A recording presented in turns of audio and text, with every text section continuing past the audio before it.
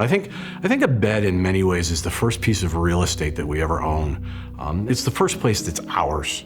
It's the first place that we can tell our brother or sister, hey, get off my bed, And as a child, I think most kids will go there to cry. They'll go to be angry. They'll go to, just be by themselves so that they can dream and use their imaginations. So I think a bed is crucial in the sense that it's that place. It's that one place that child has that they can go to, that's theirs. Sleep in Heavenly Peace is an organization. It's a national organization that has local chapters throughout the United States, as well as in Canada, Bermuda. It's an organization that builds and delivers beds to kids ages 3 to 17 that do not have a bed of their own. We deliver 120, maybe 130 beds a month, which is a pretty significant amount of beds. We've delivered, since we started, just over 5,500 beds in 6 years to kids in Syracuse. I mean, what's a bed, right? I was never without a bed, but just to provide a bed to a child, and it turns into something just a little bit more.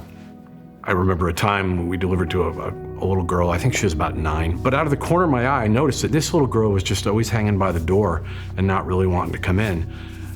And then one minute I look up and I see her, and she's walking over to me with her head down, looking at the floor, and her hands are together like this. And in her hands, I see this tiny little, looks like a piece of paper to me. I really couldn't identify it. And she walks over without looking up, and she kind of gets in my face, and I stop. And for some reason, I think the good Lord gave me the awareness to just stop and pay attention to this girl completely. And I took this thing from her, and it was a sticker of a tree, and it was about 1.5 inches big and about 1/2 inch wide.